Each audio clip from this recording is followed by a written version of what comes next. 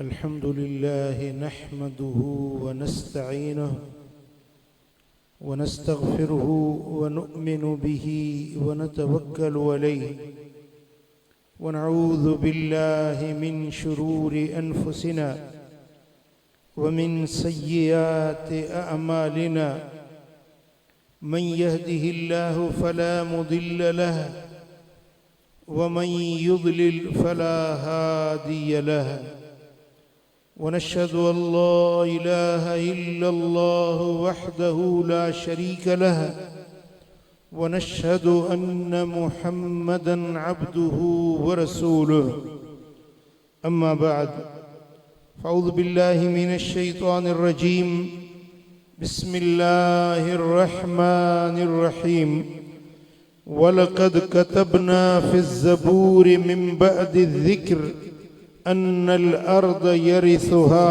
عبادي الصالحون صدق الله مولانا العلي العظيم إن الله وملائكته يصلون على النبي يا أيها الذين آمنوا صلوا عليه وسلموا تسليما اللهم صل على سيدنا ومولانا حبیبنا محمد وآلہ وأصحابہ اجمعین۔ علماء کرام، سادات اعظام اور میرے پیارے دوستوں، بزرگوں، بھائیوں،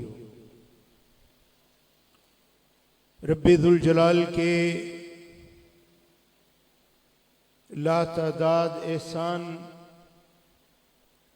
کہ جس نے اپنے فضل و کرم سے ہم ناچیز بندوں کو اس بابرکت محفل میں حاضری کی سعادت بخشی، ایک عالم ربانی اور شیخ روحانی مفتی اعظم کشمیر رحمت اللہ علیہ کے عرس پاک کی محفل اور بہت سارے علماء، سادات اور متبرک شخصیتوں کے ہمیں اللہ تعالیٰ نے جلوے دکھائے، ان کی زیارت نصیب ہوئی، ان کے مواعظ حسنہ کو سنا، ان کی محفل میں جو چند گھڑیاں نصیب ہو گئیں، یہ لمحے، یہ ہماری زندگی کے یادگار لمحے ہیں۔ یہ رات ہماری نجات کا ذریعہ بننے والی رات ہے کہ آپ اللہ کے گھر میں بیٹھے ہیں، اللہ کا قرآن سن رہے ہیں اور علماء کا دیدار کر رہے ہیں۔ راتیں تو نیند میں بھی گزر جاتی ہیں، راتیں تو کچہریوں میں بھی یاروں کے ساتھ بھی بیت جاتی ہیں، لیکن وہ گھڑیاں کتنی قیمتی ہیں جو ذکر یار میں گزریں، جو محبوب کے ذکر میں گزریں، جو مدینے والے آقا اور اللہ کے اولیاء اور صلحاء کے ذکر میں گزریں، جو نیکی کا پیغام سننے میں جو لمحات گزرتے ہیں، یہ لمحات زندگی کے بڑے ہی قیمتی لمحات ہوا کرتے ہیں۔ میں سوچ رہا ہوں آپ بہت تھکے ہوئے مجھے لگ رہے ہیں، لیکن یہ تھکا ہوا بیٹھنا نہیں چاہیے، ذرا تر و تازہ ہو کر بیٹھیں، دل کے دفتر کھول کر بیٹھے تاکہ کچھ بات اندر داخل ہو سکے۔ دیکھیں نا، جب بارش برستی ہے تو بندہ اپنا برتن سیدھا رکھتا ہے تو اس میں بارش کے قطرے پڑتے ہیں، اگر برتن الٹا ہوگا تو اس میں کوئی بھی قطرہ، کوئی بوند داخل نہیں ہو سکتی۔ یہ علماء کے جو بیانات ہوتے ہیں نا، یہ قرآن، یہ حدیث، یہ اللہ والوں کے تذکرے، یہ اللہ کی رحمت کی بارش برستی ہے، لیکن ان سے وہ دل مستفید ہوتے ہیں جو دل کھلے ہوتے ہیں، اور پھر دل کو بغض سے، کینہ سے، عداوت سے، اعتراضات سے خالی کر کے جب بندہ بیٹھتا ہے تب جا کے کوئی چیز حاصل ہوتی ہے۔ میری طرف توجہ کریں، ذرا بیدار ہو جائیں۔ دیکھیں، بارش ہوتی ہے نا، بارش، وہی قطرے بارش کے جب وہ سیپ کے منہ میں پڑتے ہیں، وہ سیپ دیکھی ہے نا جس میں موتی بنتے ہیں، وہ جو سمندر کے اندر سیپ ہوتی ہے، جب بارش ہوتی ہے تو وہ سیپ باہر آ جاتی ہے اور اپنا منہ کھول لیتی ہے، پھر چند قطرے بارش کے اس میں داخل ہو جائیں تو وہ اپنا منہ بند کر لیتی ہے۔ وہ کھارا پانی، وہ سمندر کا کڑوا پانی اور بارش کا میٹھا پانی، وہ سارا سمندر کھاری پانی سے بھرا ہوا ہے، لیکن چند قطرے میٹھے پانی کے جب سیپ اپنے سینے میں سما لیتی ہے، اس کی حفاظت کرتی ہے، کھاری پانی سے ان قطروں کی حفاظت کرتی ہے، تو وہ اندر جا کے ہیرے اور موتی بن جاتے ہیں۔ یہ دنیا کھارے پانی سے بھری ہوئی ہے۔ بھائیوں، یہ ان محافل میں جب آپ بیٹھتے ہیں اور اللہ والوں کی باتیں سنتے ہیں، تو قرآن سنتے ہیں، حدیث سنتے ہیں، تو یہ رحمت کی میٹھی بوندیں ہیں جو آپ کے قلب میں داخل ہوتی ہیں۔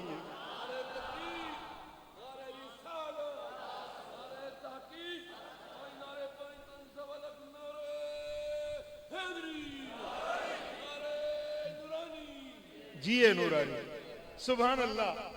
عزیزان گرامی، دیکھیں، وہ قطرے جو سیپ کے اندر داخل ہوئے وہ موتی بن گئے، اور پتہ ہے یہ سانپ جو ہوتا ہے نا، سانپ جو ڈستا ہے جس میں زہر ہوتا ہے، یہ سانپ بھی جب بارش ہوتی ہے تو سانپ بھی اپنا منہ کھول کے اوپر کرتا ہے۔ یہ قطرے جب سانپ کے منہ میں داخل ہوتے ہیں تو زہر بن جاتے ہیں، سیپ کے منہ میں قطرے جاتے ہیں تو موتی بن جاتے ہیں۔ تو ایسی محافل میں آنے والے لوگ، کچھ لوگ ہوتے ہیں جو ناک کی طرف پھن نکال کے بیٹھتے ہیں، وہ معترض بن کر آتے ہیں، اعتراض کرنے کے لیے آتے ہیں، نکتہ چین بن کر آتے ہیں۔ دیکھیں یار کیا کہہ رہے ہیں، اتنے علماء آئے، امام نورانی کے شہزادے آئے، حضرت امام نورانی کا عرس ہو رہا ہے، دیکھیں کیا کہتے ہیں۔ وہ دیکھنے کے لیے، نکتہ چینی کے لیے آتے ہیں۔ ان کی مثال سانپ کی طرح ہوتی ہے، اور جو محبت والے ہیں ان کی مثال سیپ کی مانند ہوتی ہے۔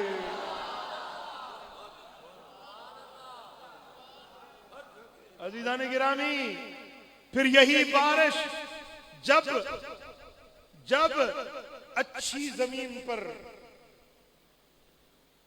زمین پر پڑتی ہے تو اس میں سے جڑی بوٹیاں پیدا ہوتی ہیں، گلاب کے پھول پیدا ہوتے ہیں، چنبیلی اور رابیل کے پھول پیدا ہوتے ہیں، اور یہی بارش جب گندی زمین، کالی زمین پر پڑتی ہے تو اس میں کانٹے اگتے ہیں۔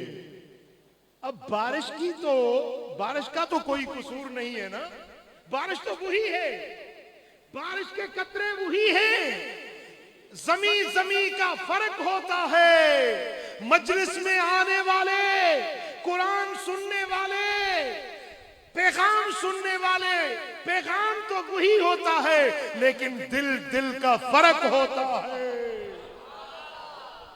کچھ تو یہ قرآن سنتے ہیں، حدیث سنتے ہیں، ان کے دلوں میں اللہ اور اس کے حبیب کی محبت کے پھول پیدا ہوتے ہیں، اور کوئی بدبخت ایسے بھی ہوتے ہیں جن کے دلوں میں کانٹے اگتے ہیں، جن کے دلوں میں وہ جھاڑیاں پیدا ہوتی ہیں، جنگل پیدا ہوتا ہے، اور کن کے دلوں میں پھول پیدا ہوتے ہیں۔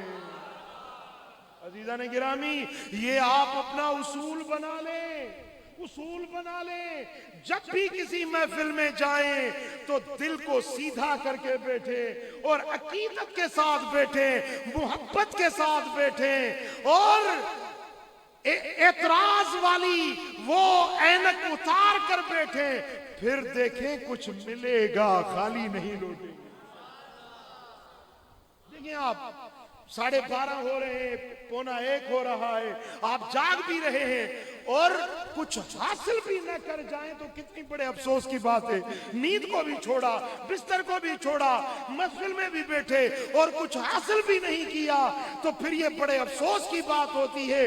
بس بات یہ ہے کہ محفل میں بیٹھے، دل کو محبت کا برتن سیدھا کر کے بیٹھے، پھر دیکھیں ایسی محافل سے آپ خالی نہیں لوٹیں گے، رحمت کے دریا بھر کر جائیں گے۔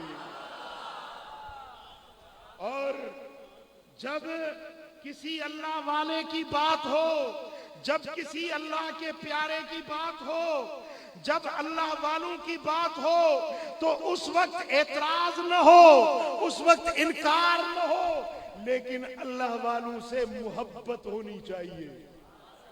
بولو کیا ہونی چاہیے؟ عقیدت ہونی چاہیے۔ پھر وہ امام نورانی کا نام ہو، وہ مفتی اعظم کشمیر کا نام ہو، وہ کسی بھی اللہ والے کا نام ہو، محبت اور عقیدت رکھنی چاہیے تو کچھ نہ کچھ حاصل ضرور ہوگا۔ میں آپ کو ایک حدیث سنانے لگا ہوں، یہ حدیث ہے امام دیلمی مسند الفردوس میں حضرت انس بن مالک سے مروی حدیث ہے۔ میرے آقا نے فرمایا اکثروا من المعارف من المؤمنین فإن لكل مؤمن شفاعة عند اللہ یوم القیامہ۔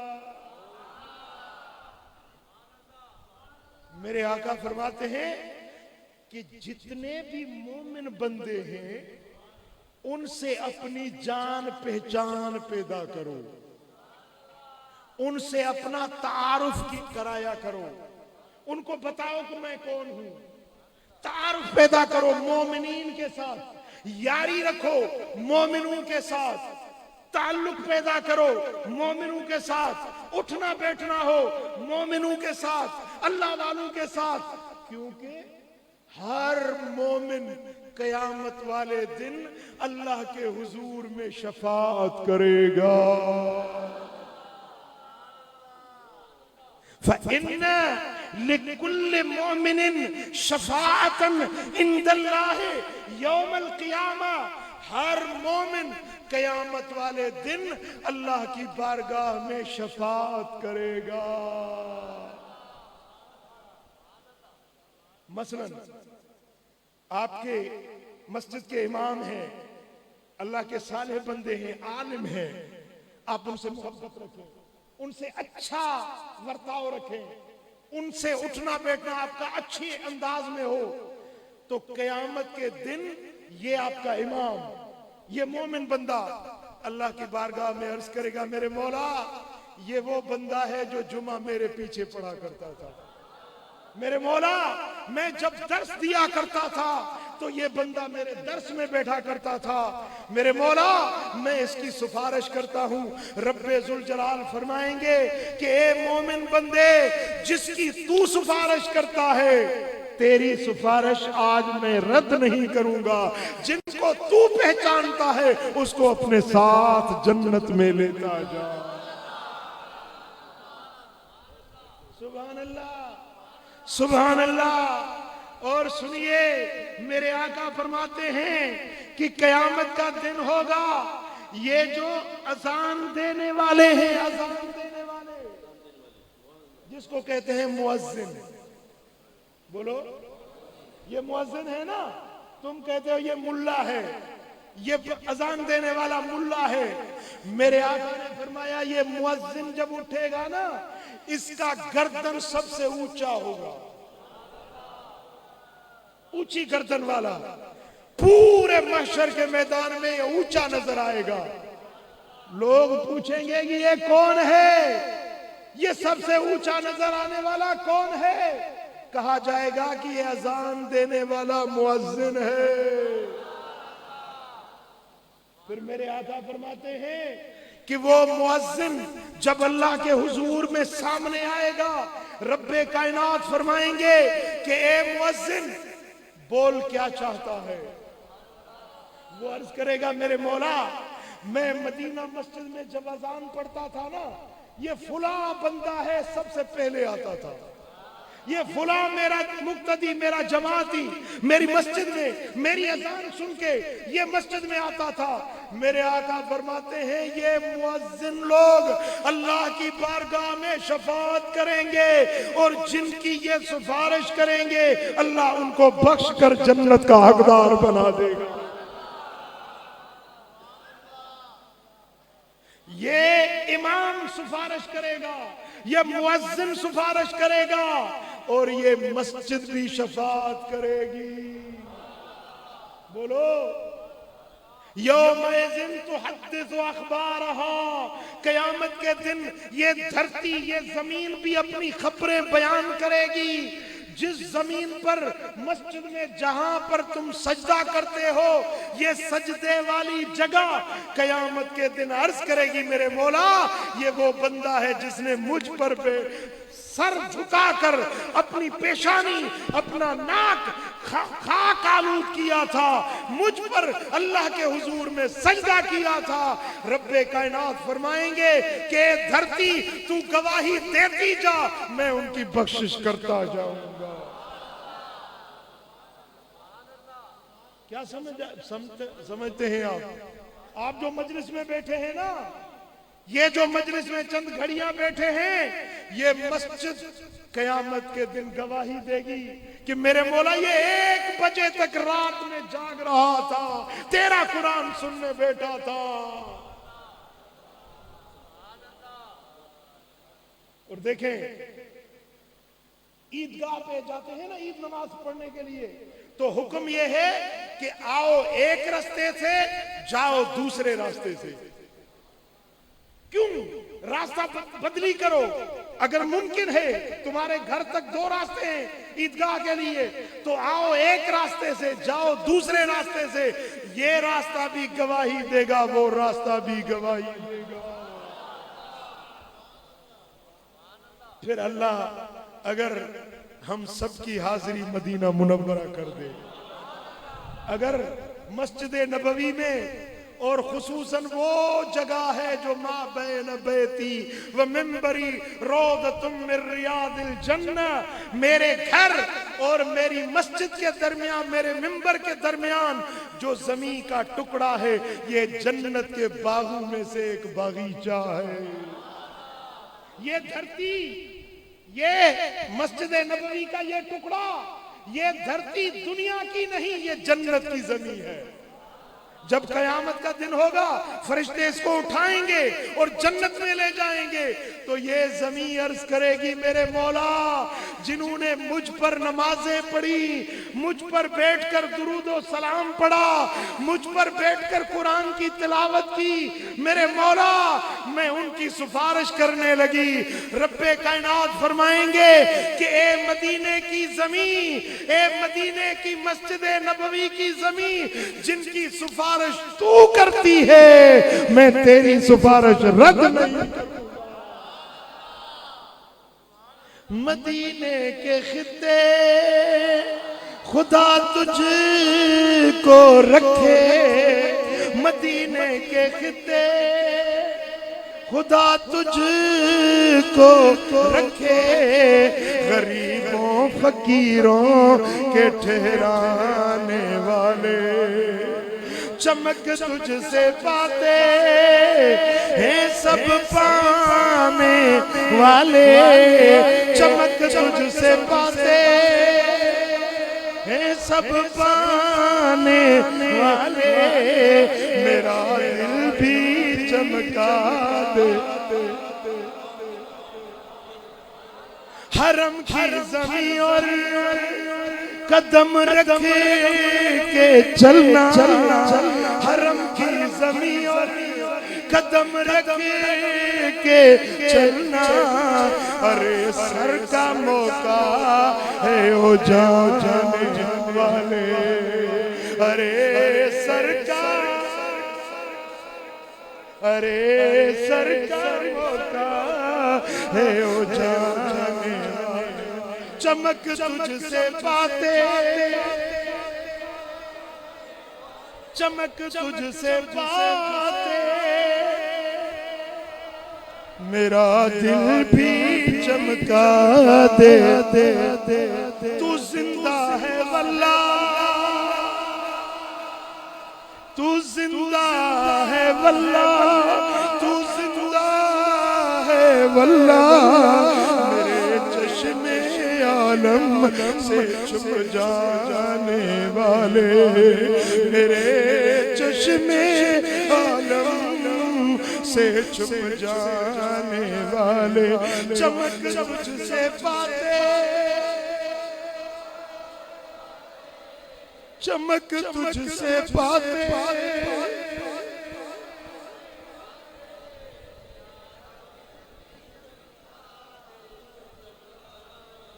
سبحان اللہ۔ لوگ کہتے ہیں یہ عرس کیوں مناتے ہو، اللہ والوں کے درباروں پہ کیوں جاتے ہو، کہتے نہیں کہتے؟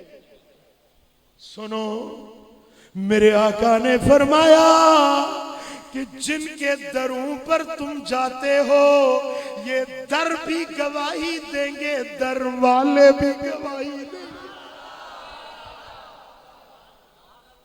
یہ راستے بھی گواہی دیں گے، یہ سرزمین بھی گواہی دے گی، اور یہ اللہ والے جن کو تم مردہ سمجھ رہے ہو یہ مردے نہیں، یہ زندہ ہے۔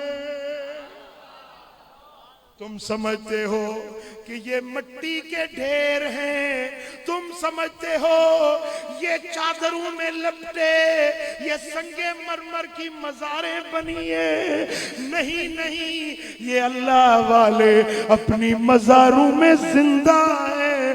تم سلام کرتے ہو، سلام سنتے ہیں، جواب دیتے ہیں، اور پھر یہ اپنے در پہ آنے والوں کی سفارش بھی کریں گے۔ پڑھیے صلی اللہ علیہ یا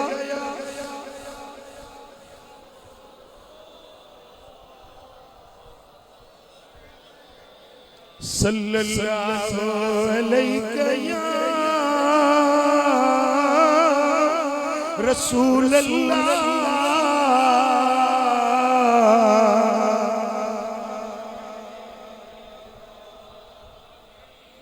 امام طبرانی معجم کبیر میں اور علامہ ہندی کنز العمال میں روایت لاتے ہیں، حضور کے صحابی ہیں حضرت ابو امامہ رضی اللہ تعالیٰ عنہ، وہ کہتے ہیں کہ قال النبی صلی اللہ علیہ وسلم، میں نے اپنے کانوں سے سنا میرے نبی نے فرمایا۔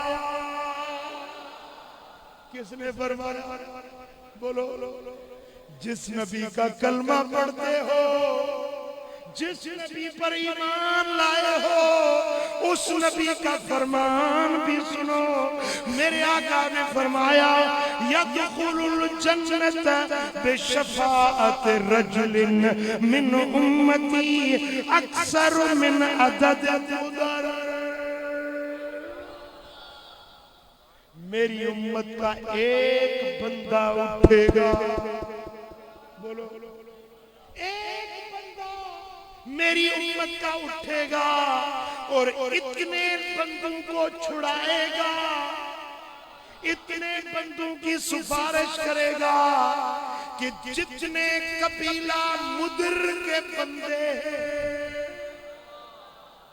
بھائی دیکھیں کراچی میں جیسا راجپوت قوم ہے، مہاجر ایک کمیونٹی ہے، جس طرح قبائل ہے اس طرح عرب کا ایک قبیلہ ہے مدر، جس کی پاپولیشن بہت زیادہ تھی، جس کی آدم شماری بہت زیادہ تھی، میرے آقا نے یہ مثال دی کہ جتنے مدر قبیلے کے انسان ہیں، میری امت کا ایک بندہ اٹھے گا، مدر قبیلے جتنے لوگوں کو چھڑوا کے جنت میں لے جائے گا۔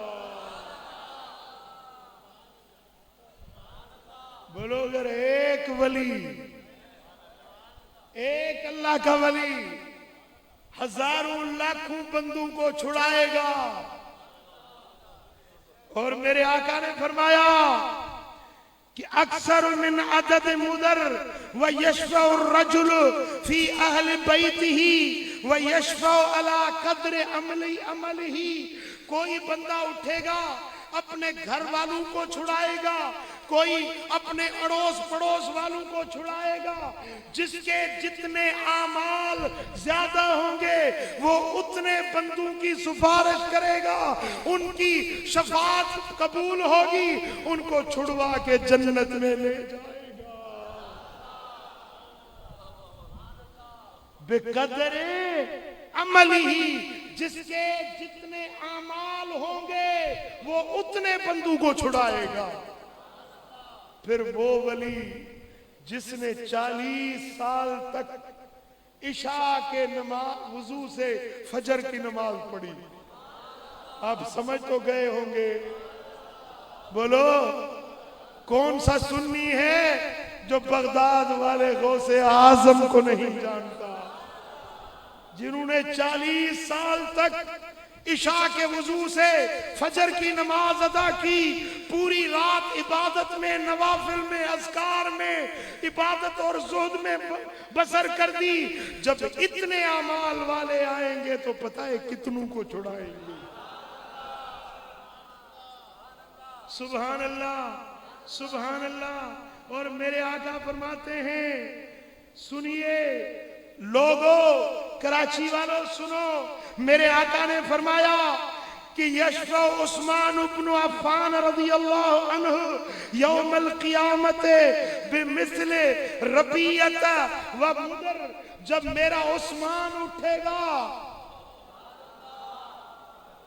عثمان غنی تیسرا خلیفہ میرے نبی کا، میرے آقا نے فرمایا جب عثمان غنی اٹھے گا تو ربیہ اور مدر دونوں قبیلوں کی جتنی آدم شماری ہے، اتنے لوگوں کو عثمان غنی چھڑا کر جنت میں لے جائے گا۔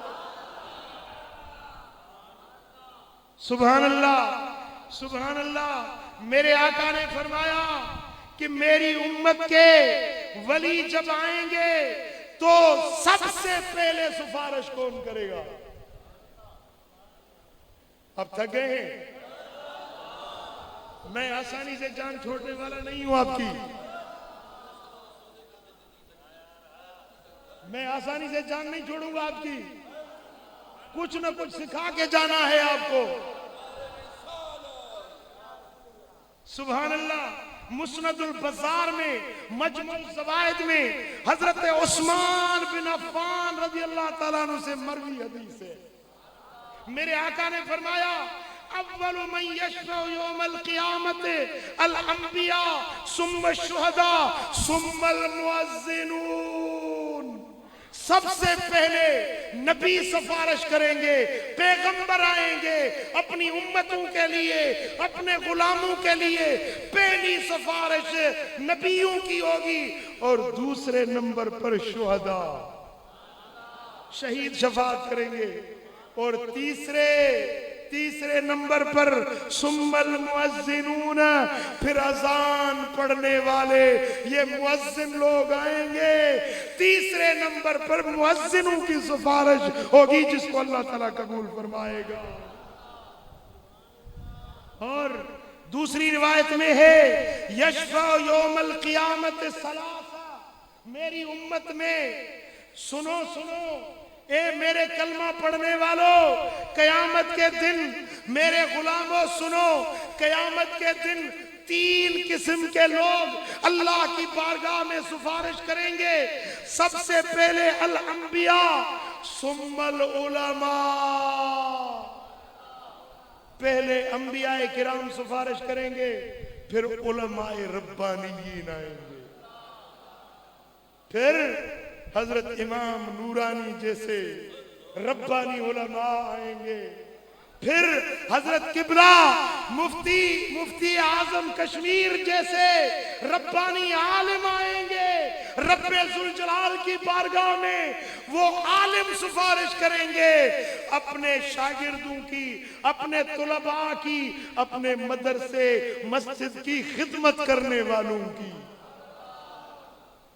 دیکھیں یہ مسجد یوں ہی تو نہیں بنی نا، یہ مفتی اعظم رحمت اللہ علیہ کی یہ مسجد، یہ مزار، یہ مدرسہ یوں ہی تو فرشتوں نے نہیں بنایا، آپ میں سے کسی نے بنایا ہے۔ آپ نے چندہ دیا، آپ نے خدمت کی، آپ نے مدرسہ چلایا، تو قیامت کے دن یہ علماء اٹھیں گے، عرض کریں گے میرے مولا یہ وہ لوگ ہیں جو ہماری خدمتیں کیا کرتے تھے، ہماری مساجد اور مدارس کی تعمیر اور اس کے چلانے میں یہ ہمارے معاون ہوا کرتے تھے۔ رب کائنات کی بارگاہ میں عرض کریں گے میرے مولا ہماری سفارش قبول کر دے۔ پھر پتہ ہے رب کائنات کیا فرمائیں گے ان علماء کو؟ رب ذوالجلال فرمائیں گے کہ اے عالمو یہ محشر کا میدان ہے، دیکھو جن کو تم پہچانتے ہو، جن کو تم جانتے ہو، خذوا من عرفتم ادخلوا الی الجنہ، جن کو پہچانتے ہو ان کے باہوں سے پکڑو، ان کو اپنے ساتھ جنت میں لے جاؤ۔ عزیزان محترم، پھر یہ ربانی علماء، یہ حقانی علماء، یہ روحانی علماء قیامت کے دن سفارش کریں گے۔ میرے آقا نے فرمایا ثم العلماء ثم الشہداء، علماء سفارش کریں گے، پھر شہید بھی سفارش کریں گے، اور ان کی سفارش اللہ کے بارگاہ میں مقبول اور منظور ہوگی۔ ان کی سفارش کو اللہ تعالیٰ کبھی بھی رد نہیں کرے گا۔ اور میرے آقا نے فرمایا کہ ایسے ہوگا کہ 70,000 آدمی میرے امت کے بغیر حساب و کتاب کے جنت میں جائیں گے۔ کتنے بولو؟ 70,000۔ تو میں نے عرض کی میرے مولا یہ 70,000 تو تھوڑے ہیں، میری امت بہت زیادہ ہے۔ رب ذوالجلال نے فرمایا کہ میرے حبیب تیری امت کے یہ جو 70,000 ہوں گے نا، ان میں سے ہر ایک کے ساتھ پھر 70,000۔ میں نے عرض کی میرے مولا ابھی اور بھی بڑھا دیجئے۔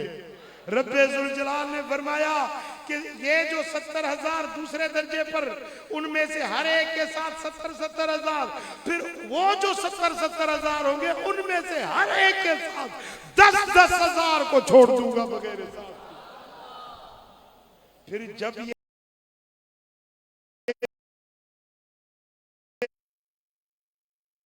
جنت میں جائیں گے نا تو یہ قطار بنائیں گے، یہ ہاتھ ہاتھ میں ملائیں گے۔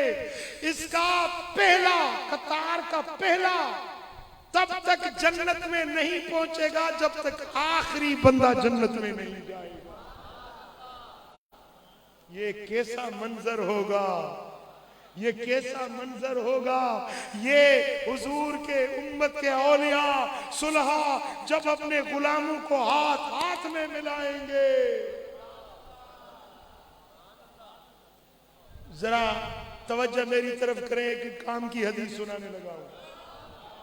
میرے آقا نے فرمایا، حضور کی حدیث ہے، سرور عالم نے فرمایا، مسند احمد بن حنبل میں یہ حدیث موجود ہے۔ میرے آقا نے فرمایا کہ قیام دنیا میں اللہ تبارک و تعالی جل شانوں کی 100 رحمتیں ہیں۔ کتنی رحمتیں ہیں؟ اللہ کی 100 رحمتیں ہیں۔ ان 100 رحمتوں میں سے صرف ایک رحمت اللہ تعالیٰ نے دنیا میں نازل کی ہے۔ کل رحمتیں کتنی ہیں؟ 100۔ ان میں سے صرف ایک رحمت اللہ تعالیٰ نے دنیا میں نازل کی ہے۔ یہ جو دنیا میں محبتیں ہیں وہ ایک رحمت کا صلہ ہے۔ ماں اپنے بچوں سے محبت کرتی ہے، حتیٰ کہ پھاڑنے والے جانور، درندے، وہ بھی اپنے بچوں سے محبت کرتے ہیں۔ یہ اس ایک رحمت کا رنگ ہے۔ جو دنیا میں تعلقات جڑے ہیں، عشق ہے، محبوبیت، معشوقیت ہے، وہ ایک رحمت کا رنگ ہے۔ باقی 99 رحمتیں اللہ تعالیٰ نے اپنے پاس چھپا رکھی ہیں۔ 100 رحمتوں میں سے صرف ایک رحمت ہے جو دنیا میں نازل کی ہے، جس کا رنگ تم دنیا میں دیکھ رہے ہو۔ اب جب قیامت کا دن ہوگا تو ایک یہ رحمت جو یہاں نازل کی ہے اور 99 رحمتیں جو اس کی قدرت کے خزانے میں مخفی اور مستور ہیں، ان کو ملائے گا، 100 رحمتیں مکمل ہوں گی۔ وہ اپنے اولیاء، اپنے مقربان بارگاہ بندوں کے حوالے کرے گا اور فرمائے گا کہ جاؤ میرے بندوں میں جا کر بانٹو میری رحمت۔ آپ سمجھے نہیں سمجھے؟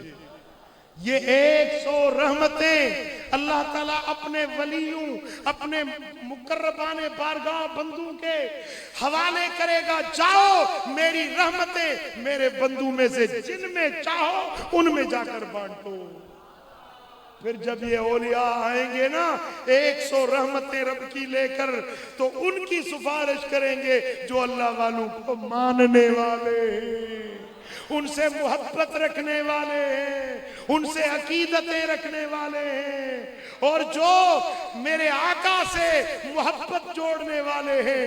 یہ 100 رحمتوں میں سے حصہ ان خوش نصیبوں کو ملے گا۔ تو کیا آپ بھی چاہتے ہیں کہ ان رحمتوں میں سے آپ کو بھی حصہ ملے؟ کون ہے جو اس رحمت کا خریدار بننے والا ہے؟ اگر یہ رحمتیں چاہیے تو آپ کو اللہ کے پیاروں کا در پکڑنا پڑے گا، ان کی محبت سینوں میں رکھنی پڑے گی۔ قیامت کے دن اگر نجات چاہتے ہو، اگر تم جنت چاہتے ہو، تو رسول اللہ سے محبت رکھو اور اولیاء اللہ سے محبت رکھو، اللہ کے پیاروں سے محبت رکھو، کہ یہ محبت وہ محبت ہے کہ المرء مع من احب، بندہ اس کے ساتھ ہوگا جس سے محبت ہوگی۔ سبحان اللہ، سبحان اللہ۔ جب حضرت عبداللہ شاہ غازی آئیں گے، جی جب حضرت عبداللہ شاہ صاحبی آئیں گے تو رب کائنات فرمائیں گے کہ اے میرے پیارے ولی، یہ محشر کا میدان ہے، دیکھو جو بھی تم سے محبت رکھنے والے تھے ان کو اپنے ساتھ ملاؤ اور جنت میں لے جاؤ۔ اللہ اکبر، یا رسول اللہ،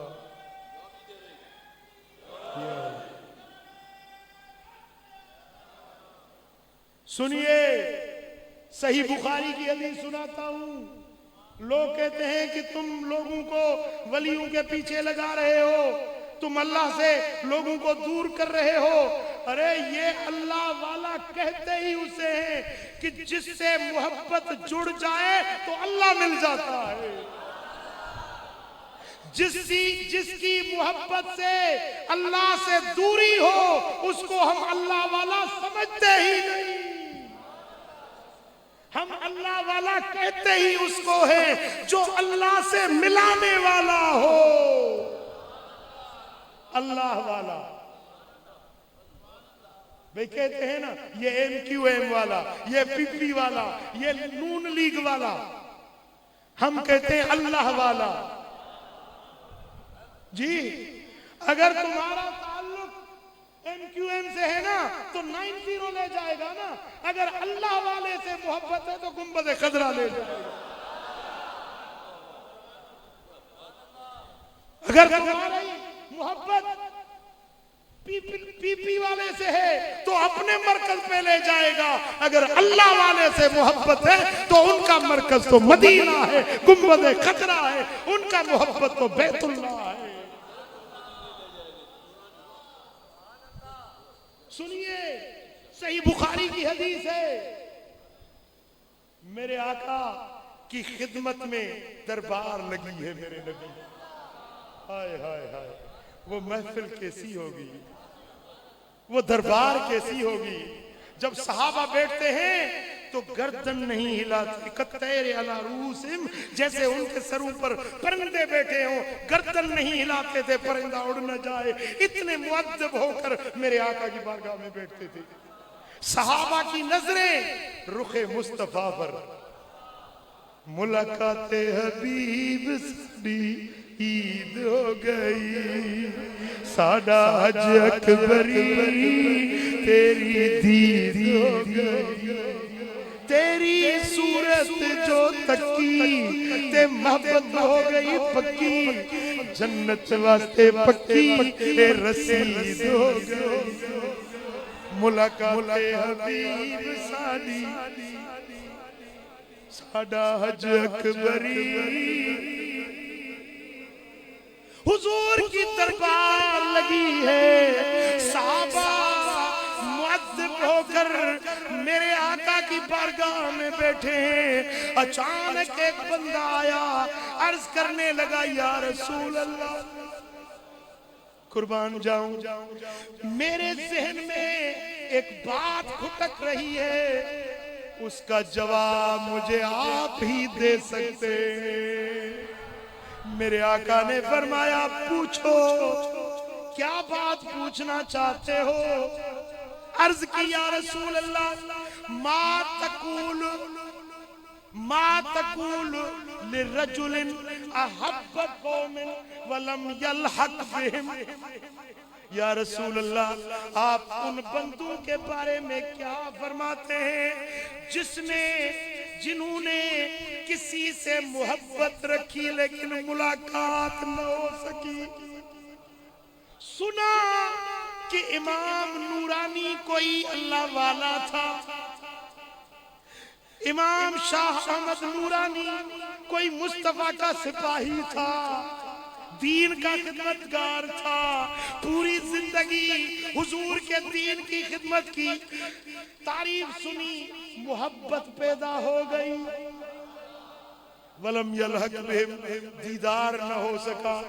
سنا تھا کہ بغداد میں پیروں کے پیر گزرے ہیں، سنا تھا جنید بغدادی گزرے ہیں، سنا تھا سری سکتی گزرے ہیں، سنا تھا کہ معین الدین اجمیری گزرے ہیں، سنا تھا لاہور میں داتا گزرے ہیں، خواجہ گزرے ہیں، ولم یلحق بہم، دیدار نہ ہو سکا، ملاقات نہ ہو سکی، مجلس میں بیٹھ نہ سکا، غائبانہ محبت رکھی۔ یا رسول اللہ ہمیں بتائیے اس بندے کا کیا ہوگا؟ میرے آقا نے فرمایا کہ پوچھنے والوں سنو، قیامت کے دن اس محبت رکھنے والے کو اللہ تعالیٰ اس سے ملائے گا جس سے اس نے محبت رکھی ہے۔ سبحان اللہ، جن کی پنجتن پاک سے محبت، ذرا ہاتھ کھڑا کریں، سبحان اللہ، جن کی چاروں سے محبت ہے، جو حضور کے ہر اصحابی سے محبت رکھنے والے، جو ہر ولی سے پیار رکھنے والے۔ سنیے، ہمارے اتنے اعمال نہیں، ہماری اوقات نہیں، لیکن میرے آقا نے خوشخبری سنا دی ہے، بس ایک کام کرنا ہے، ایک کیا؟ احب قوم، محبت رکھنا، دل میں محبت رکھنا، اللہ والوں سے محبت رکھنا۔ میرے آقا نے فرمایا المرء من احب، قیامت کے دن اس سے ساتھ ہوگا، اس کے ساتھ ہوگا بندہ جس سے جس کی محبت ہوتی ہے۔ تو انشاءاللہ ہم سنیوں کے بیڑے پار ہیں، بولو۔ اعمال میں ہم ضرور کھوٹے ہیں، اتنی عبادتیں ہم میں نہیں ہیں، لیکن ہمیں فخر ہے کہ ہم سنی ہیں، ہم اللہ والوں سے محبت رکھنے والے ہیں۔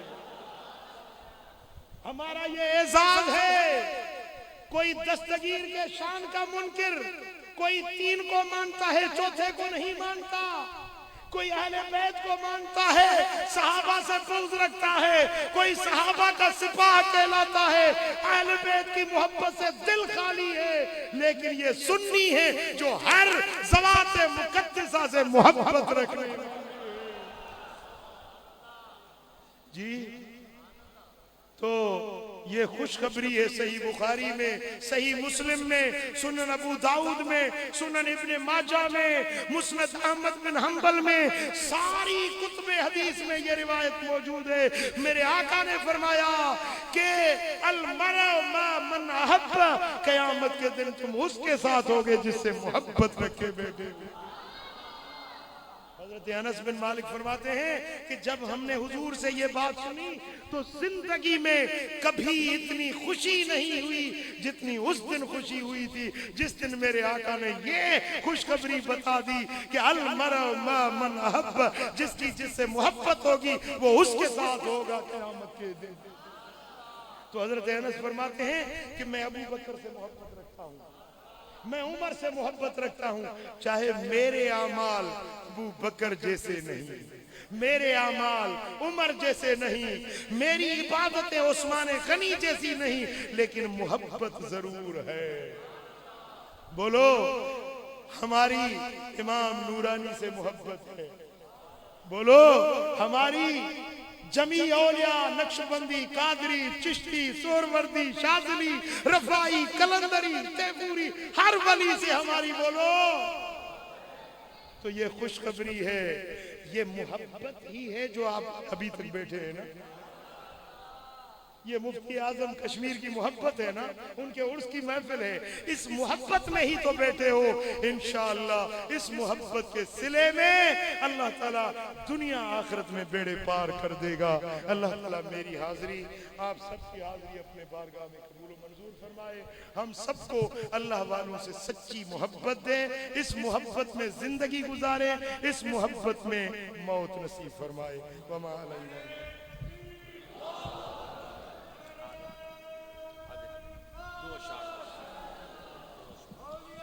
مصطفیٰ جان رحمت پیدا تو سلام